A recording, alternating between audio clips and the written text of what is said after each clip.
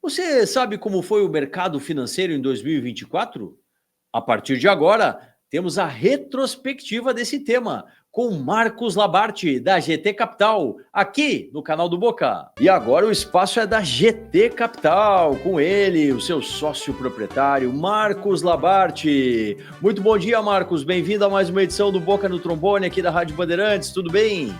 Tudo bem, Paulo, tudo bem aos ouvintes, aos telespectadores. É um prazer estar aqui, passando um pouco da minha experiência no mercado financeiro e também, agora no final do ano, já pensando como é que foi 2024 e as perspectivas de 2025. A alegria é nossa de tê-lo, justamente fazer essa retrospectiva do ano financeiro de 2024 e já olhar para frente, né? Ver como serão esses novos 365 dias.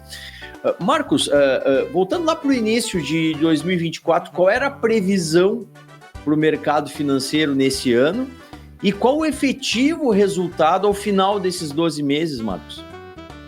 Paulo, sabe que quem viu o começo, as análises do começo de 2024 e está vendo as análises de 2025, parece realmente que a gente está em um outro país. Parece que a gente analisou um país em janeiro e estamos analisando um outro país em dezembro. Ao longo do ano, aconteceu uma série de mudanças do cenário econômico.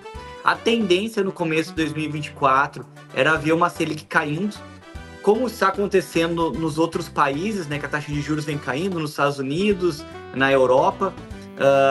E a gente acreditava que isso ia acontecer no Brasil, que a taxa de juros ia cair abaixo de 2 dígitos. Então, assim, o cenário de alguns bancos era fechar abaixo de 10% de juros no ano.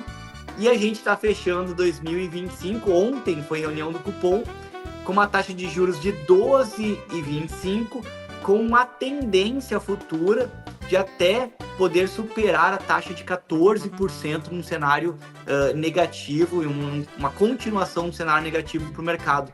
Então a gente iniciou o ano otimista, né, acreditando que as contas iriam melhorar, acreditando que também iria ter um ano mais tranquilo. A gente está fechando com um ano com um pessimismo grande do mercado financeiro. Nada bom, né? E Marcos, no comparativo com anos anteriores, o mercado financeiro em 2024, e pelo que o senhor já nos passa, não teve um resultado superior, né? Foi um resultado aquém daquele esperado. Sabe, Paulo, que é aquela velha frase de, né, alguns choram e outros vendem o lenço, né? Para quem é rentista, para quem tem condições no Brasil, são poucos que têm condições de investir, está sendo um ano muito bom, porque a taxa de juros vem subindo. Para quem fez as análises e as alocações corretas, está fechando um ano aí com um ganho, um juros real, né? Um ganho frente à inflação acima de 7%. Então, para quem investe, está sendo um ano bom. E para quem investe, 2025 tende a ser um ano bom. Agora, quando a gente pensa no brasileiro, né, nas pessoas comuns, a gente vê isso principalmente nos alimentos, no supermercado, né, na gôndola, na hora de pagamento, a gente vê o quanto que a inflação corroeu o poder de compra do brasileiro, e isso é péssimo para um país como o Brasil, que, se a gente não pode esquecer, quando o Haddad, né, começou como ministro da Fazenda, ele disse que no final de 2024 a gente ia ter um déficit zero, e a gente está fechando um ano aí com rombo acima de 300 bilhões no Brasil. Então, está sendo um cenário ruim para a economia, mas para quem investe é um cenário que não é bom, porque no dia a dia você é brasileiro, né, e consome, mas para a parte dos rendimentos está sendo bom. E dentro desse cenário, quais foram as principais variáveis que acabaram influenciando para esses números finais do ano, Marcos? O Paulo sabe que quando a gente analisa no exterior, né, uma economia como a norte-americana, a gente sempre analisa o governo, mas analisa muito as empresas. E aqui no Brasil a gente faz o contrário.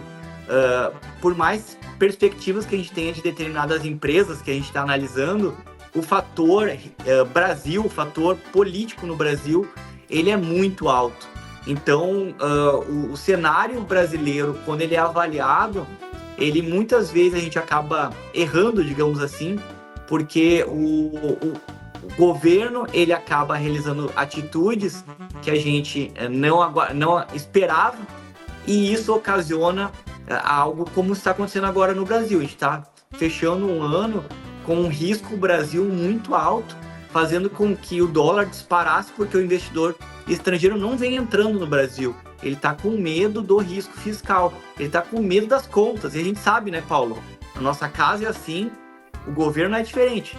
Se você gasta mais do que arrecada, a consequência vem e o resultado vem. E ele, 100%, é um resultado negativo. Sem dúvida alguma. E, Marcos, dentre os tipos de investimentos, quais são aqueles que você pode dizer que tiveram o maior destaque no ano de 2024, Marcos?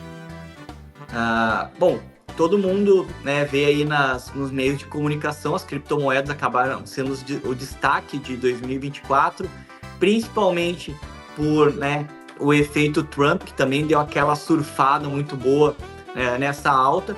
Claro que a criptomoeda, eu sempre falo, é um percentual pequeno da carteira, porque a oscilação ela é muito violenta e a gente realmente é difícil de analisar para que lado vai, né?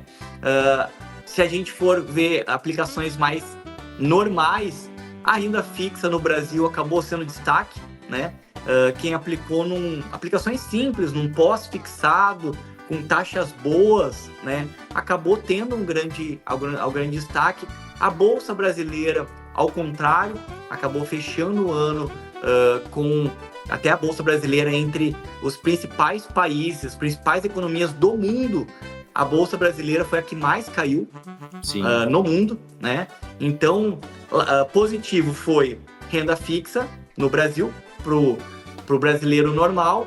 Se a gente for olhar entre todos, as criptomoedas criptomoedas e ouro acabaram sendo destaque. Eu tive muitos clientes que tiveram aplicando em ouro, e aplicar em ouro é bem simples, tá, Paulo? Tem um ETF que chama Gold 11. Esse ETF você compra, que é na Bolsa de Valores, ele replica 95% da oscilação do ouro. Então o destaque foi criptomoedas, ouro e renda fixa.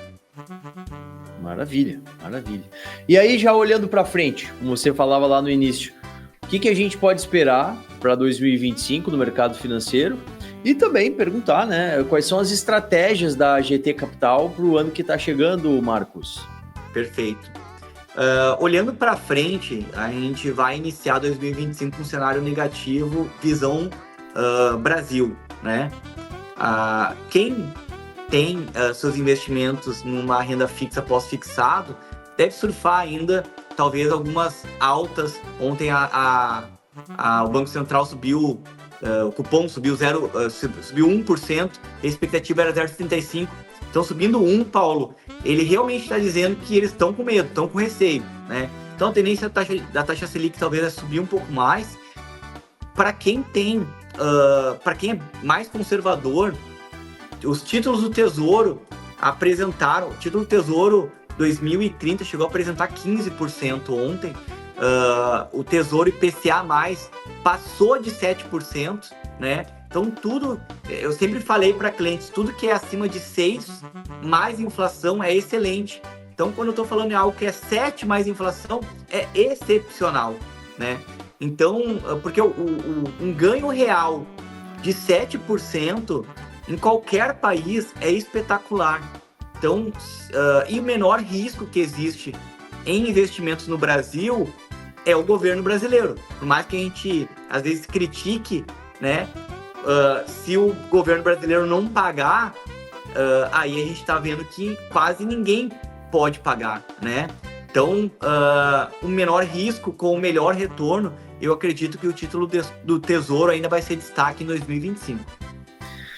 Vamos lá, então. Nos preparemos aí para esse ano, sempre com a assessoria do Marcos Labarte, ele que representa a GT Capital, trazendo a visão do mercado financeiro aqui no Boca no Trombone. Marcos, agradecido pela parceria durante esse ano, desejar a você, sua família e todo o time aí da GT Capital um feliz 2025, muita saúde, muitas conquistas, que tenhas realmente êxito aí nessa desbravar do mercado financeiro, sempre com os seus meandros, com as suas especificidades, né? Contamos com um amigo aí para o próximo ano. Grande abraço e feliz 2025. Obrigado, Paulo. Obrigado a todos. E não esquecendo que a saúde financeira vem junto com a saúde física. Então, invista bem e também faça um bom exercício. Marcos Labarte, da GT Capital. Fala, turma! Gosta de conteúdo jurídico? Então aqui, o canal do Boca no Trombone é o espaço para você. E ainda, você pode mandar a sua dúvida e ser respondido por um dos nossos especialistas. Mas tem de seguir. Te inscreve agora!